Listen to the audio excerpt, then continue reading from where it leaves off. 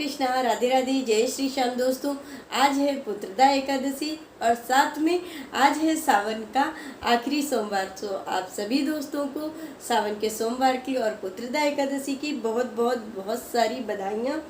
और मैंने लड्डू गोपाल जी की सेवा पूजा कर ली है और अब मैं करने जा रही हूँ पुत्रदा एकादशी व्रत की कथा। तो उसके लिए हाथ में तुलसी दल ले लेंगे और अगर आपके पास तुलसी दल नहीं है तो फूल वगैरह ले लीजिए और उसके बाद कथा करेंगे। कथा के बाद फिर ये तुलसी दल भगवान शालिग्राम जी के ऊपर चढ़ा देंगे। सो चलिए 2 मिनट भगवान का ध्यान करके और इसके बाद कथा शुरू कर लेते हैं। बोलो कृष्ण कन्हैया लाल की जय, बोलो लक्ष्मी नारायण भगवान की जय। श्रीमन नारायण नारायण नारायण, लक्ष्मी नारायण नारायण नारायण, भज मन नारायण नारायण नारायण, लक्ष्मी नारायण नारायण नारायण, बोलो लक्ष्मी नारायण भगवान की जय। श्रावण माह के शुक्ल पक्ष की एकादशी को पुत्रदा एकादशी भी कहा जाता है। इस दिन भगवान जनार्दन की पूजा की जाती है। संतान प्राप्ति की इच्छा रखने वाले को यह व्रत अवश्य करना चाहिए।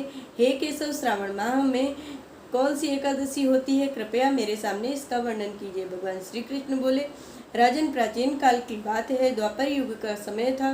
महिष्मतिपुर में राजा महिजीत अपने राज्य का पालन पोषण करते थे, किंतु उनके कोई पुत्र नहीं था, इसलिए वह राज्य उन्हें सुखदायक नहीं प्रतीत होता था। एक दिन राजा ने अपनी प्रजा को संबोधित करते हुए इस प्रकार कहा, प्रजाजनों, इस जन्म में मुझसे कोई पाप नहीं हुआ है। मैंने अपने खजाने में अन्याय से कमाया हुआ धन नहीं जमा किया है।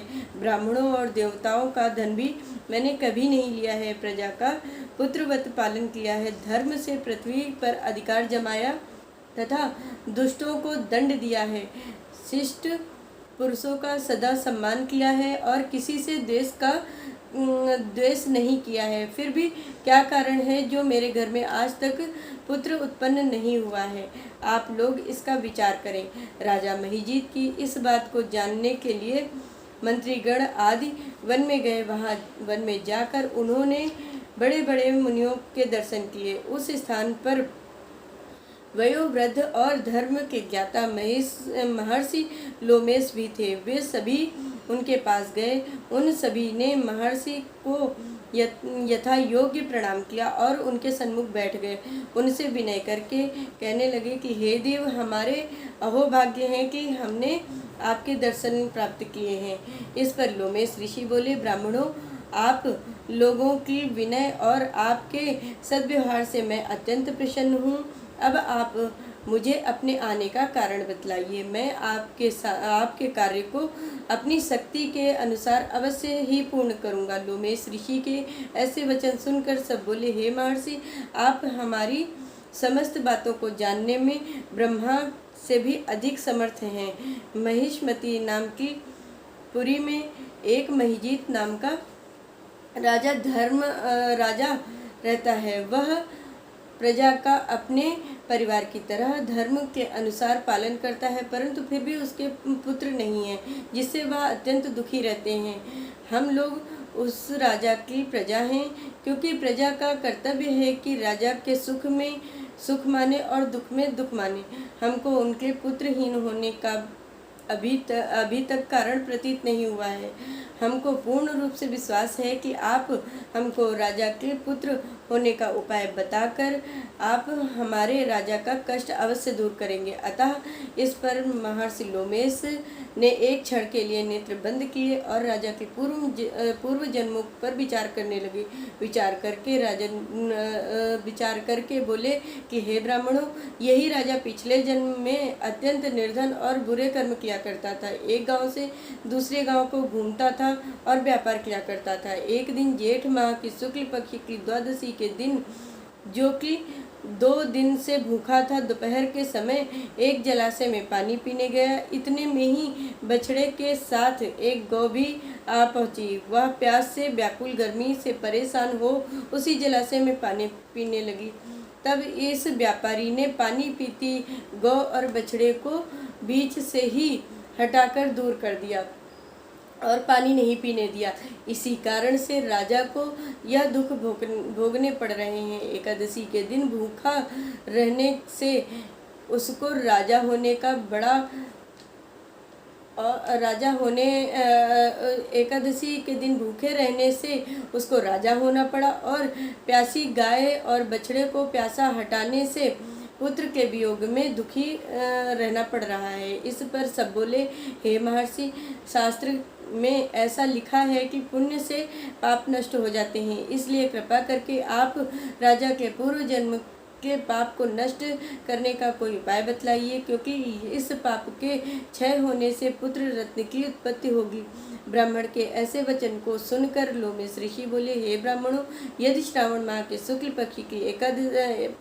पक्ष की पुत्रदा एकादशी को तुम सब लोग व्रत करो और रात्रि में जागरण करो और उस व्रत का फल राजा को प्रदान कर दो, तो तुम्हारे राजा के पुत्र रत्न अवश्य होगा। मंत्रियों सहित समस्त प्रजा महर्षि लोमेश ऋषि के वाक्यों को सुनकर प्रसन्नता पूर्वक अपने नगर को वापस आई। उन सब लोगों ने श्रावण माह के शुक्ल पक्ष की पुत्रदा एकादशी को लोमेश ऋषि की आज्ञा के अनुसार व्रत पूर्ण किया, और इस व्रत को पूर्ण करके द्वादशी को उसका फल राजा को दे दिया। उस पुण्य के प्रभाव से रानी ने गर्भ धारण किया और 9वें महीने पश्चात उनके यहाँ एक अत्यंत तेजस्वी पुत्र रत्न उत्पन्न हुआ। हे राजन, इसलिए इस एकादशी का नाम पुत्रदा पड़ा। जो मनुष्य पुत्र रत्न को प्राप्त करना चाहते हैं उन्हें इस व्रत को अवश्य विधि पूर्वक करना चाहिए। इस व्रत के प्रभाव से इस लोक में सुख और परलोक में स्वर्ग मिलता है। बोलो कृष्ण कन्हैया लाल की जय। बोलो लक्ष्मी नारायण भगवान की जय। श्रीमन नारायण नारायण नारायण, श्रीमन नारायण नारायण नारायण, लक्ष्मी नारायण नारायण नारायण, भजमन नारायण नारायण नारायण। कृष्ण कन्हैया लाल की जय। तो मैंने आप सभी को पुत्रदा एकादशी व्रत की कथा सुनाई है। यह व्रत की कथा आप सबको कैसी लगी है कमेंट करके ज़रूर बताइए।